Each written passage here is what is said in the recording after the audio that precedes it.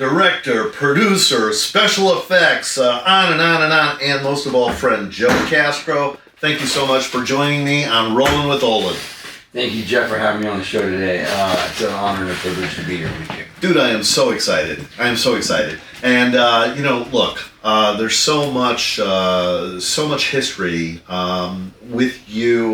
With us, there's some history now. There's going to be so much that we're going to talk about. I'm so excited about it. I'm going to start this out a little bit differently than maybe some others have started, because you have done so many podcasts and interviews over the years. I'm going to start this out with, what advice would you give the 7-year-old Joe Castro who grew up on that farm? Ooh, that's a great question. What advice would I give the 7-year-old me? Mm-hmm. You know, that, right off the top, I would say, to just keep going. It's all going to be great. Because my mind has been such an obstacle, right? My imagination as a special effects artist, or just as an artist, can be detrimental as well as a blessing. It can be, somewhat of a curse, somewhat of a blessing. And, just kind of lean into that blessing a bit. But, it's been amazing. It's been really amazing. It's an amazing run, right? I mean, you have been on an amazing run. That's why I wanted to start with going back to give yourself, because I've heard stories, and I know my audience may not know. Can you tell us about that 7-year-old who was on that farm, who grew up on the farm, mm-hmm. and can you go into a little bit of story of how you started out? Oh, that's a great question as well. How did I start off? Well, I grew up in a very small town in Texas. I think the population was 1,400 when I was growing up. And I grew up on a 55-acre goat ranch, and we had a herd of goats, and we had a slaughterhouse. We had a gun range on the actual ranch, and my backyard was 55 acres. Yeah. And I remember getting like the Walkman for the first time. It was like 1981 maybe, a little Walkman, and like putting on the headphones and like running into the woods, listening to like the Thompson Twins, basically, on this little recorder I was walking around with, and my mind was just full of being creative. My father was my number one supporter, and he knew that I was going to be an artist growing up. And everybody in our family, had very stable, reachable goals. Firefighter, sales rep, this, that, and the other. I, of course, I didn't know what I wanted, at the time. But he sat me down in front of the TV and he said, "Son, watch this. You're going to love it." And it was Godzilla versus the Smog Monster. I was loved it. That was the very first movie I ever saw, like by myself. It was a Saturday afternoon, and when it was over, I said, "Dad, how do they do that? How do they do that?" He sat with me and we watched the credits roll on this Saturday afternoon creature feature. He said, "Look, see right there? It says special effects, son. That's how they do it." I said, "That's what I want to do when I grow up." Oh my! And that's how it started. Yeah, I'll never forget that. And then of course, from that moment on, I pursued a career in learning to be a special effects artist and a filmmaker and this sort of thing. And how did you do that, Joe? How did you do that at young age, leading into your teens and what have you? How did you then pursue that career? What did you study? How did you do it? I mean, this is also advice to others, but can you give us a little bit of examples of that? Sure, absolutely. Well, this was 1982. That was 1977 when I saw Godzilla versus the Smog Monster. And from that moment on, I started to, my mother was a school teacher. So I asked her, well, how do I begin? Where do I begin? And she bought me this college level book of art, that had actual actual, what do you call it, projects in it that I would have to complete. Mm-hmm. And this was like learning how to use paper mache, learning how to use these different things. And by the time I was 10 years old, I'd already completed like this year one art level, or college level art one book, And then by the time I was 12 years old, I got a video camera for the first time, a home video camera. This is 1982. And it was JVC, I believe JVC and what was the other one? They released the home video, the video camera to the home video market, or to the home media market. And I was starting to videotape and make special effects. Now back then you had correspondence with other artists, And how we would correspond was by the telephone and by snail mail online. And of course there was this one magazine, and it's an industry standard, it's called Fangoria magazine. And then there were other little offshoot magazines as well. Now Fangoria used to be big on interviewing the special effects artists that made the monsters that were in the movies. So you would read about like how they would make the monsters, and you get more of a detailed look at the magic behind special effects. But then there was this other small magazine that was called Cinemagic. And you can ask any special effects artist today. The magazine growing up, it was called Cinemagic, and it was a magazine that was made by people who were in the industry or trying to get to the industry. And if you bought a subscription, you could put like 3 lines in the back of the magazine. You get like 3 lines a year, And so I would put, "Hi, I'm Joey Castro. I want to be a special effects artist. Here's my phone number and my address. That's great. Please contact me." And I would get I had pen pals all over the United States of kids, young people that wanted to be. And they'd be writing you. And we would write each other, letters. and we would take pictures with like an actual film camera of our work, of our sculptures, and we'd send them to each other. And but here's the real thing that really took off for me. Back then, you could call 411, right? If you knew the area code of the city where you were calling, you dial, I think you dial the area code and then 411 or something like that, and then their operator would pick up and they'd be like, 411, how can I help you? And if you knew the name of the person and they were listed in the white pages, they would give you their phone number. So I would call like Hollywood special effects artists because they were listed in the phone book. And I'd be, "Hello, this is Joey Castro. May I speak to Tom Savani? Or may I speak to," and I would call, like Rick Baker's shop. One from the shop would pick up and say, "Look," and they would talk with me. They would talk with you. They would give you advice, tell you different things. Absolutely. Yeah. It was easier in those days to get through to somebody, wasn't it? Absolutely. Yes. Even though now we have more technology, but in those days it was easier because, nobody knew. Yeah. And then of course the pool was much smaller then, Of course. And so, there many men. Tom was one of them, and of course I've had many mentors along the years that have helped me. But somehow I was surrounded by these individuals in my life that were really big on cheerleading for me and pointing me in the right direction and being a positive influence in my life. Yeah. Well, look, you've done, and we're going to get into special effects because that's where you are right now. That's the space that you're in. But you've also done a lot of other things. Obviously, movie making. You did 19 feature films. You've either directed, wrote, or produced, or all, with your partner, Steven Escobar. First of all, how did you and Steven meet? That's a good question. How did Steven and I meet? Steven and I met literally in an edit bay in San Antonio, Texas. I was working on my second feature at the time. I moved home to be with my family for a few years, and my father just passed away from a horrific car accident, like a quarter mile from our house. He had a massive heart attack behind the wheel, and he was thrown from one side of a country highway all the way out to the opposite side of the country highway. I was the first to arrive on the scene because it was only a quarter mile from the house.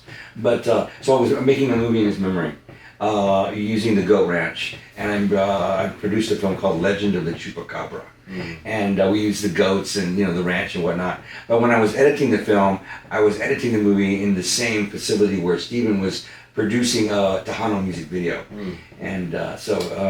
He came into the edit bay. He was, I don't know how he tells the story, but someone that knew me personally introduced us to see if we were compatible. He didn't know much about Steven, but he wanted to find out about Steven to see if what Steven was all about. And I didn't really pay much mind to what was going on at the time. I was into my work.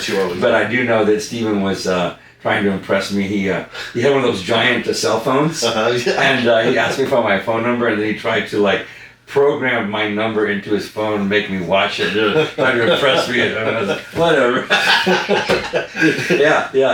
He told me that later because I was trying to impress you. You wouldn't even look over at me, and I'm like, I was busy doing my work, Yeah. And but then a couple of weeks later, I was out with some friends, and see him walk by the table I was at, and he said hello, and I said hello, and I was like, I know that guy from somewhere, and sure enough, it was like 25 minutes later, after having a couple of sips, I was like, oh, I know where that guy is from, and I went over to say hello to him. Oh, that's great. And then and that was it. That was it. Inseparable now. Yeah. I mean, you guys are, your life partners, your business partners, you creative partners, everything across the board, and yet you have your own different lives. Obviously, you're working in special effects mostly. He's working in editing.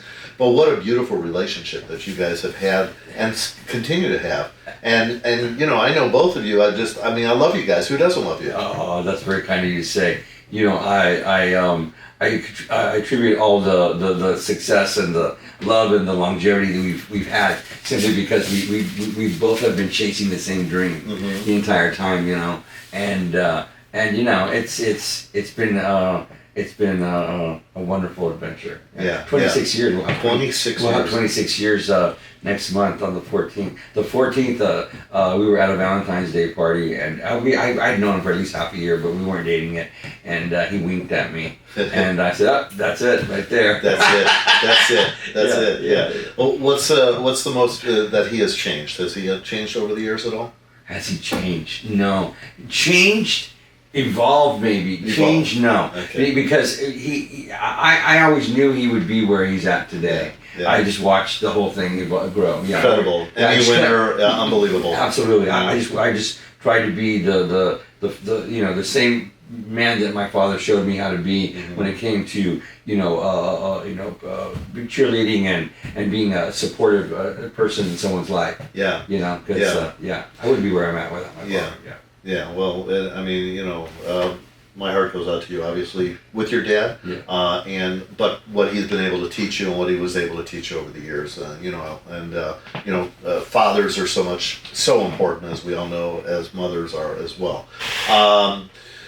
So let's just get into a couple of different things. So let's talk about Terror Tunes. Okay, I want to tell. First of all, you got a sick mind, Mister. I want to know, just beginning with that. How did you start? How did that all come about? How did you, where was the thought process? Terror Tunes. Terror Tunes is a movie that Steven and I produced. It's a franchise we now own, and we made a movie.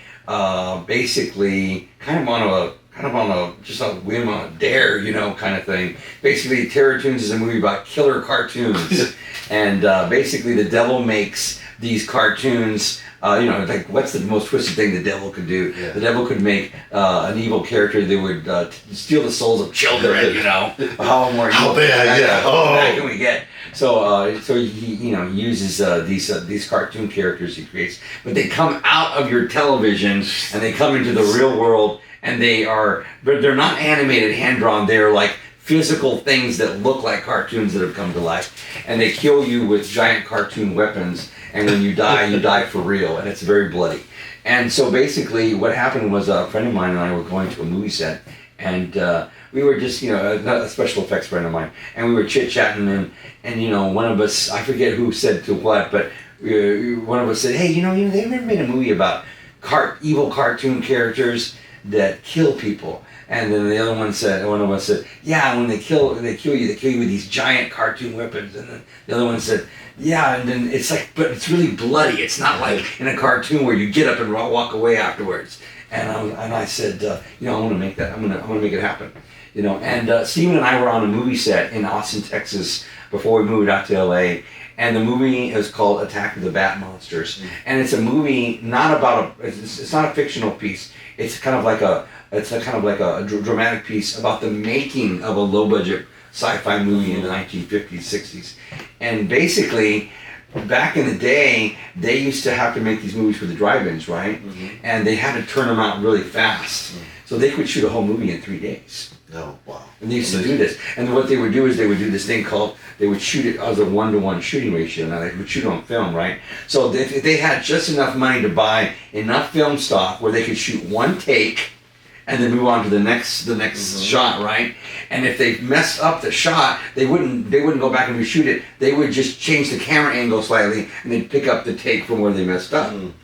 and then they would, they had just enough money to develop it and cut it together. But they would also, they would make these movies so fast that the writer would deliver the first 30 pages of the script to the set the very first day of shooting, and then he'd go home and write the next 30 pages while they were shooting. Yeah, so they were kind of like, it was this evolving thing that was happening live. Yeah.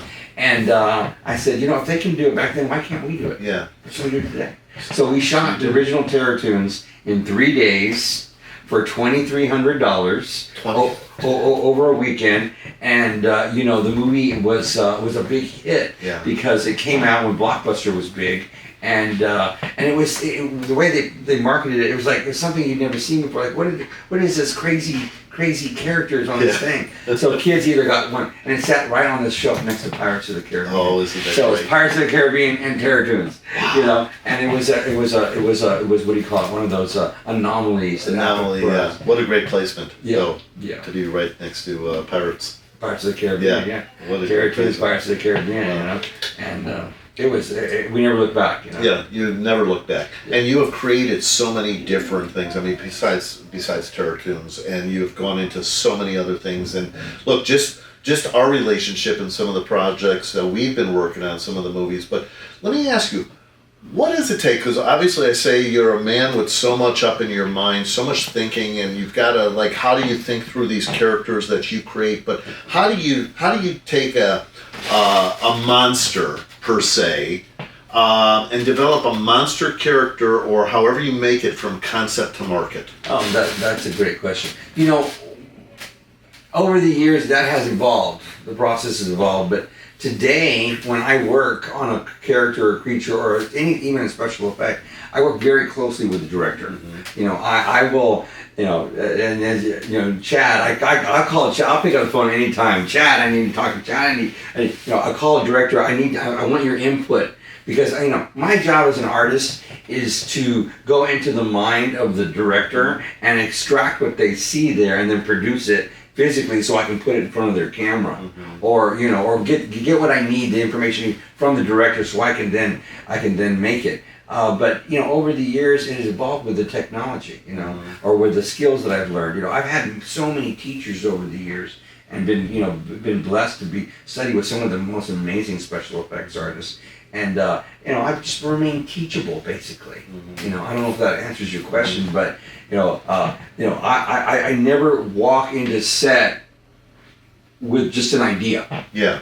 I come to execute what I've already heard or read or talked to the door. But also, is it difficult for you as a filmmaker yourself, as a director, because you've done so many of your own, to hear, like, you already kind of know what you want, and then you listen to a director? And I mean, are you sometimes right and the director sometimes wrong, or do you ever get into a situation like that? Yeah, absolutely. Give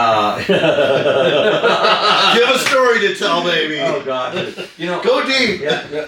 Basically, when it comes to working on feature films and doing practical effects, over the years it has gone from because of CGI. There's a lot of filmmakers that don't know how to shoot a practical effect anymore.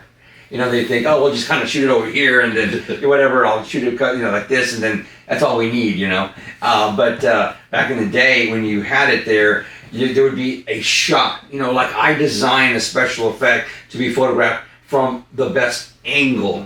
If you look at a sculptor or an artist's work, there's like always one angle that they want you to look at it from, and if the camera's not grabbing it from that angle, they're missing out. So whenever I come in on set, I try to take the picture from the angle that I want to see my effect from, show it to the director. I can lean in sometime and say, hey, this is the best way to do it. And they won't always listen. I can give a director a Bentley and they'll just drive it right off the cliff. They won't know what to do with it, and it's happened many times.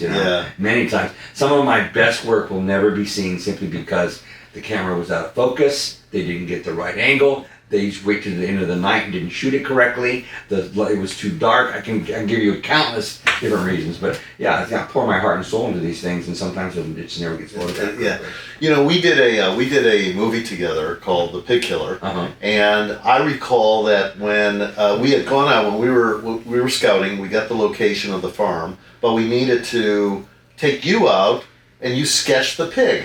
You actually went out, so Belazar was the biggest pig. We had a big pig out at the farm. We went out there, I'm sure you remember, we went out and you were sketching. You literally would put the pad of paper or whatever up to the pig. Yeah. There's all these other pigs like, you know, oinking and biting at your feet and all that stuff, but you were there and you were sketching the pig. And then I was honored to be in your laboratory, Joe, to go back to see how you took that sketch and how you put it into, you know, just, I mean, a dramatic change from the sketch to whatever. Can you explain the process? Absolutely. Well, first of all, I want to say that Mother Nature is the best artist ever. Yeah. She's number one. And so I feel as though if I aim for Mother Nature, I'm going to be doing good. You know, I don't ever try to make up something strictly from my own mind. You know, somewhere on this planet is such an amazing planet when it comes to being an artist. If somewhere on this planet somebody has done something, or something has been born or grown or happened that is kind of similar to what we need. So I go and I find that, and then I try to inherently put that into my work. And one of the greatest teachers, Rob Berman, said, "You will never master fantasy if you don't understand reality." And that really made me think, you know. And I was thinking, wow, he's absolutely correct. So when I made the pig, for instance, I went out there. I put a piece of paper up. Don't you remember? Like traced the ear because I wanted the size, I wanted the scale, and this sort of thing. Yeah, you know, and all those little intricate details are so important, you know, when it comes to realism. So I just try to go further and further into the details and into reality whenever I'm doing something. Even if it's something that's fiction, I always start with something that's based in reality. And then you took it into the laboratory. Yes. And sculpted it and how it came. And your laboratory is quite something. Let me tell you. I mean, you know, for the audience, I mean, it's really something. Body parts all over the place. It's incredible. Yeah, I just went in there yesterday. I'm starting a process of a new project, and I went in yesterday to kind of like clean it up a little bit. I like to start off with a fresh slate, you know, clean it up, a little space, and clean the blood from the last one. Just you know, I like to have it when I'm ready to go. I want to walk in and start putting clay on the thing. And it was like walking into an old kind of a haunted house for me. You know, and the door opens up, and there's spider webs and that, you know, and it's like going back to meeting an old friend. I've been in that studio for so long, and you know, no, it is pretty incredible, because when I was in there and I was in there and we had a great day because you were doing some work to Bai Ling, and when I say work, we're talking about, you know, putting the gel, the goo, the whatever, this and that and whatever, and I saw a lot of that, you know, with Bai Ling, and we were there, and this was all also the Pig Killer. But I saw, like, just looked around, and there was legs that were hanging, and there was arms coming out of here, and a face, and a monster head, and this and that. I mean, it was spectacular. It was unbelievable. It was scary, but it was so cool. And to know that, you know, I knew the scientist. I knew the mad scientist who was in there, but it was so much fun. You know, you and I have some history in doing some films together. Thankfully, you mentioned Chad Farron, horror film extraordinaire. Yeah, I just wanted to say Chad is one of the few directors that I've worked with that absolutely knows how to shoot practical effects. Yeah. And him and Jeff Billings make my work look amazing, and I love working with them. Yeah, they're great guys. Jeff Billings, our DP. Yes. But we've all been together on so many films. We did Nightcaller, we did Scalper, we've done The Pig Killer, the old ones, the latest, Unspeakable. There you go. Yeah, Chad will kill us if we don't know that. But anyhow, we worked on all these films together, and it is incredible how the teamwork. It is just so great to see you guys all working together. And you know, obviously, you know, me as a producer or casting director, it's different. You know, I'm watching the masters at work, and I love it. Is there any stories out of any of those films that just come to mind that you really loved it because some of the stuff that you put together was pretty incredible. Yeah, Here we go. Here we go. Anything dirty? It was. I don't know where to begin. I don't know. Just go with it. Yeah. I'm just kind of like thinking about how working on Chad's films is like, I want it to be really bloody, but you can't put any blood right here. I want it to be really. This is like the goriest film I've ever worked on, but don't spill any blood over there. Yeah, right. So that can be a challenge. Thank goodness that Chad understands. The practical and the digital. Now he's allowing me to do like digital work. So I'll bring an idea to Chad, and he'll go with it. And that's how you create something new. Like I want to look back on my career and see that I've worked on lots of different things. I don't want to appear as though I'm making the same movie over and over again. And that used to be like a thing back in like the 70s, 80s, right? We used to try to make original content or stuff that was like truly original, like the first time it's ever been done, this sort of thing. And I still try to incorporate that into all my work today. And the only way to do that is to have the directors and the producers to allow me to try something new that hasn't been done before. And that can be a very scary proposal for filmmakers or producers. You know what I mean? Like, don't reinvent the wheel, Joe. Just give me a cheeseburger. I don't need any more of that, right? Yeah. But that's how amazing things happen. Yeah. But with your inventing the wheel and all that, I would imagine. You have to think in your head, but also maybe stuff that you've read or stuff that you've seen or whatever to develop some of the weirdness of it, but the gels and all the stuff that you put on people's faces and this and that. Do you experiment? Absolutely. Like, and I experiment with all kinds of new techniques that wouldn't normally be used. Mm-hmm.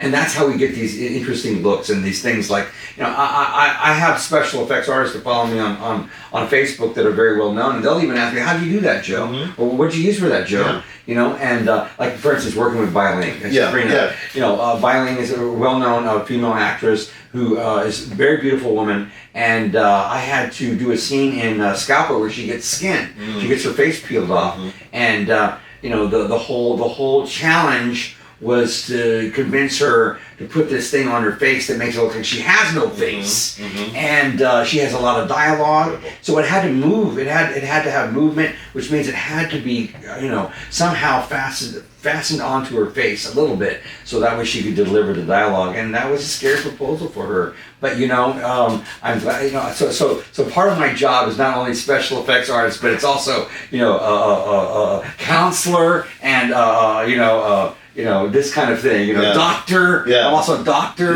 this kind of thing. I have to be aware of how these things are going to affect people's skin and their emotional state when I'm putting it on them on set. So it can be challenging. Yeah. Kind of like a ringmaster at times, with the talent.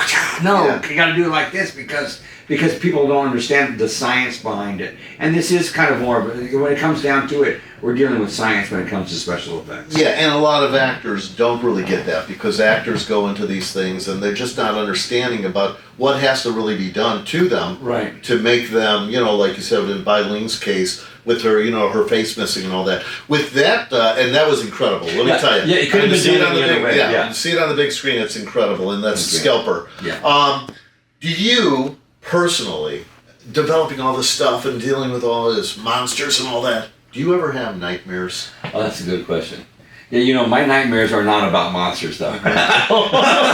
my nightmares are about real people. I have nightmares about like people convincing me to do things I would never do and then I regret it. Really? I have nightmares about people catching me doing stuff that normally would be considered taboo and then exposing me for it. Stuff like that, like really weird, really dark kind of stuff. Yeah, no, monsters aren't really in my dreams. Even dying is not really a big deal in my dream. That's crazy. But yeah, it's all about the pain and suffering that comes from being hurt from personal relationships. I think But I was going to say something before that about nightmares.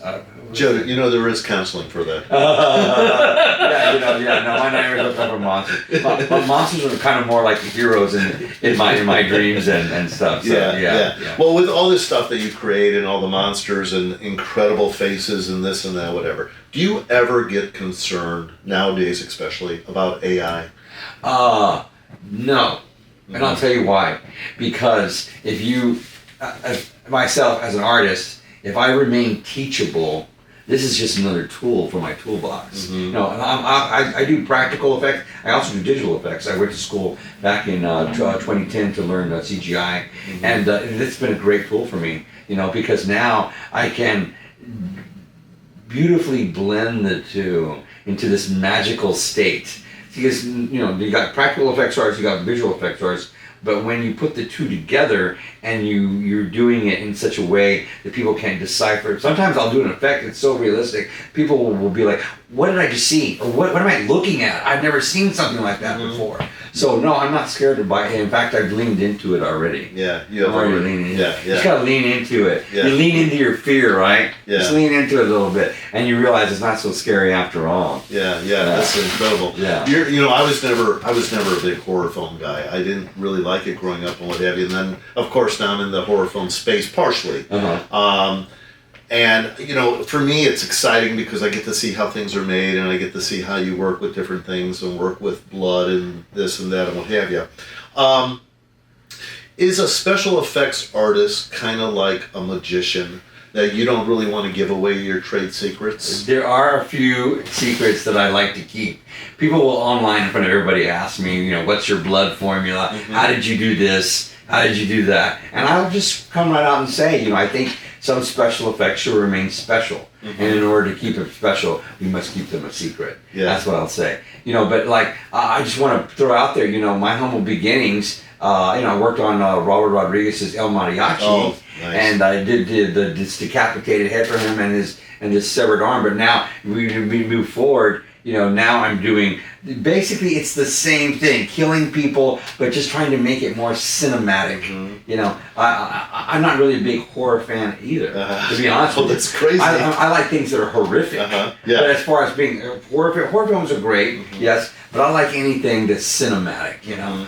And so when it comes to special effects, if it's a challenge, I've never done it before, sign me up. You know, I like to try to do something I've never done before. Yeah, I worked with Robert Rodriguez. I did From Dusk Till Dawn with him. How did you like him as a director? Well, you know, I grew up with Robert. In Texas. Yeah. And I didn't go to the movie set. He just asked me to make the props, and I sent it to him for the shoot. But I will say this. Yeah. I will say this. He didn't give me credit on the film. Oh. Yeah, he didn't give me credit on the film. Robert, what's wrong with you? Yeah, he didn't give me credit on the film. And here's another little bit of information. And you can use this if you want. So Robert came over to my apartment in Van Nuys when I had moved here, and he came out here. He said he was going to go to AFM to get financing for the film, and this is before he shot it. And he said, "Hey Joe, I'm going to make this trailer, and we're going to shoot it. We got about $7,500. I'm going to shoot this trailer for a film." And I said to him, my roommate at the time was a guy named Richard Lasker, and we were already getting ready to make a film, shot MOS. You know what MOS is? Mit out sound, right? I think it's a German expression. It's shooting a movie without sound. You just shoot picture. And I said, Robert, why don't you shoot at MOS? He said, what is it? He said, what is that? I said, oh, it's where you shoot a movie with 1-to-1 shooting ratio. And you just shoot the tape. Remember this story I told you earlier about how they would shoot a movie, and then when they mess up the tape, you just change the angle and you move forward from there. And I explained to him the process of I'm shooting at MOS, this movie. I said, you're going to shoot it in Spanish, right? And he said, I could just dub it. I said, shoot it MOS. You can shoot a whole feature for $7,500. I said, how much film stock can you get for $7,500? He said, yeah, but about 90 minutes worth. I go, well, then you can shoot it MOS. He said, oh, that'll never work. And then he did it. And then he went and did it. Wrote a book. And then he wrote a book. He said, well, hey, this is how I came up with the idea to shoot the film. Unbelievable.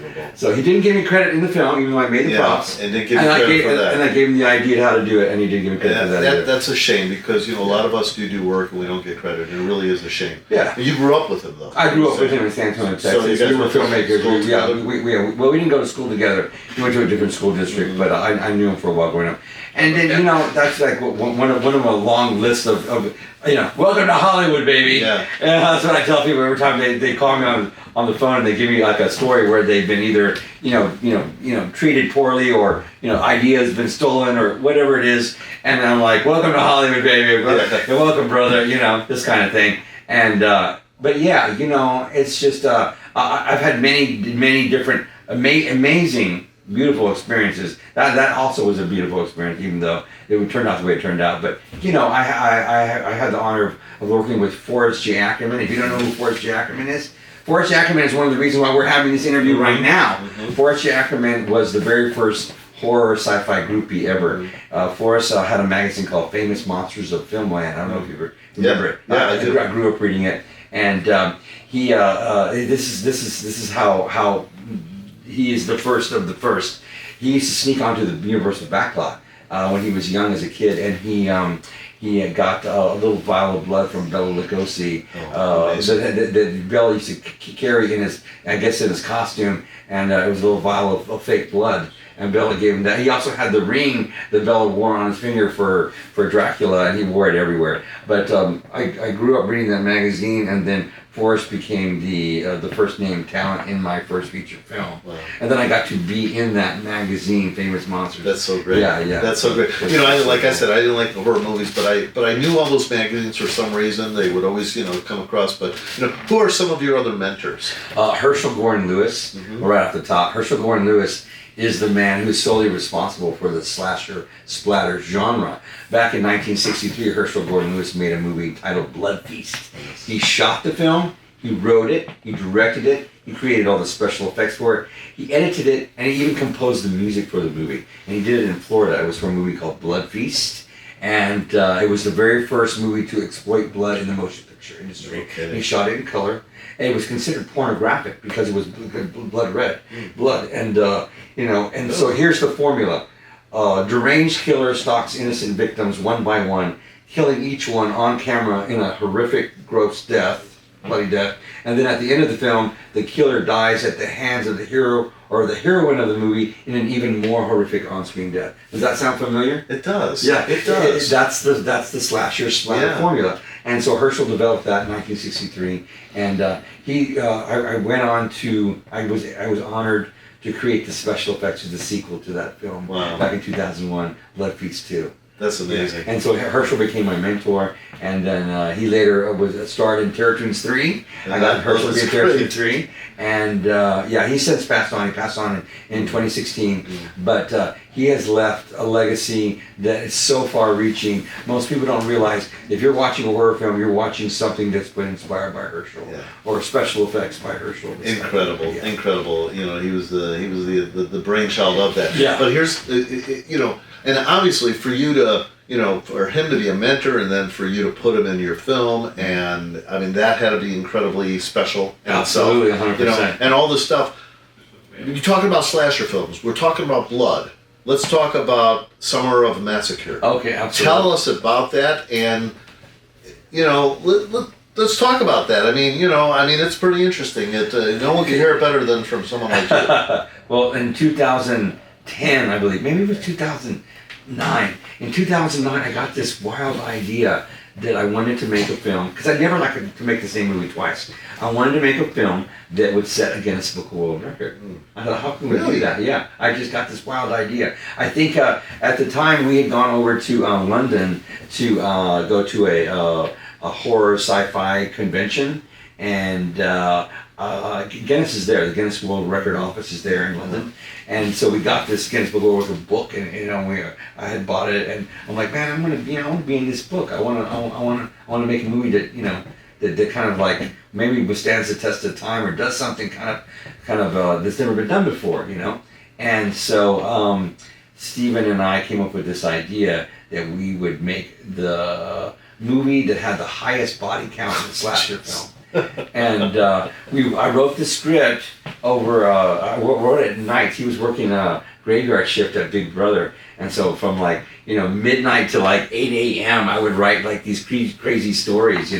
I would go for a bike ride on Ventura Boulevard. I'd come home and just write like a madman. And I wrote this movie that had 155 on-screen kills. And so when we made the film, I didn't want anybody to know that we were trying to set a Guinness Book of World Record. So I would only give portions of the script to the people that needed what portion they needed. So no one had a full copy of the script. No one knew that we were trying to do this. And then it took us about a year and a half to put the film together. I went to VFX college at the time. I went to school over in Burbank and learned digital effects that helped with the body count, get this massive body count. So it was half practical, half digital, and it was a big undertaking. It took several people in the industry to help us, verify the body count and get it to Guinness and to get the record. But it's amazing. Yeah, congratulations on that. Thank you. Thank you. You got that, and you've got.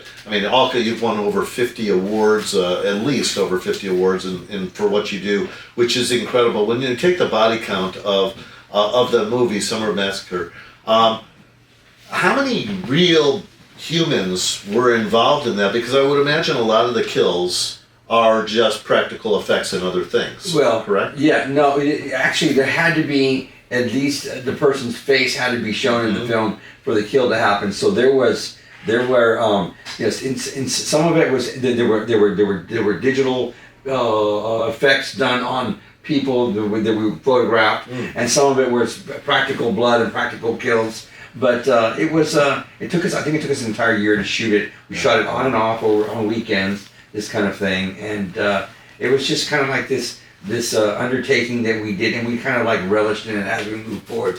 How many more bodies you got over there? Incredible. You got some people that want to die? Come, send us their picture. Let's see. Oh yeah, how many people you need? Oh yeah, we need about 30 people in the backyard. We're gonna kill them on the weekend. So we're gonna bring them over, and that's the way it went down. You know? And everybody showed up, and everybody got to die on camera. It's incredible. It's incredible. And let's show this to the camera, because this is quite the accomplishment. There you go. Yeah. We're not sure if you're getting the glare or not, but look at this Guinness World Record certificate.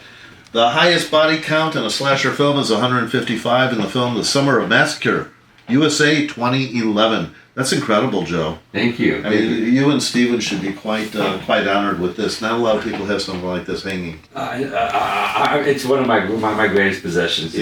I sent it to my grandma before she passed on, and she was like, "Oh, this is real special." On the phone with her, she's like, she really, really loved it. I said, "Thank you, Grandma, for all that you did." Oh my God. Yeah. And we're getting ready to beat that record. Are you really? Yeah, we have a plan to beat that record. Nice. Yeah. Can I play a body? Absolutely. All right. Yeah. Everybody gets to die. All right. Everybody gets to die. You get a dead body. You get a dead body. You get a dead body. Absolutely. Joe, what advice? This is obviously because look, these podcasts and shows that we do, we want to help people, and that's why I want to help people. I've always been around helping people. How can you help somebody by giving the best advice possible to the listeners, to anyone who wants to get into special effects, directing, producing, whatever? But let's just narrow it into special effects right now. But what advice would you give? Well, what advice I give to someone who wants to do special effects work is you got to be all in from the very beginning and get to work now. Do not hesitate, because technology and the skills and the techniques you need are just a small portion of what it takes to be great in this industry. This is a team sport here. You know what I mean? Yeah. And sometimes there's other facets of my skills that go beyond the scope of the paint and the clay and the plaster. So the more you remain teachable, and the more that you learn today, the better set up you're going to be for the future. I feel like I've just begun. To be honest with you. Like I finally feel like I put my head on straight maybe about 7-10 years ago. And if I would have known what I know today, 20, 30, I've been doing this for almost 40 years. Yeah, I made my first rubber mask in 1982 to 2024. That's 42 years ago. It's amazing. So you know. So you have to be passionate about it. You have to go for it. You can't stop. You have to do it now. Yeah. All in. Yeah. All in. All in. All in. Yeah. So you have your second half of your career still to go. Yes. You've been in it 40 years. You got another 40 years or so. Do you want to, what do you want to do? Do you want to do bigger movies? I mean, you've stayed with a lot of independents for years and years and years. Is there a reason why you've done that, or have you not wanted to move on, or is it just because you have more of a license to do things with independents? That's a great question. You know, I think that I just haven't been given the right chance yet. You know, I'm hoping that someone will step up and say, "Hey, when people come to me to do special effects on their film, they come to Joe Castro because they know they need something that they can't get anywhere else. Right. And Joe knows how to do this. Joe will be comfortable doing this. Joe can tackle this."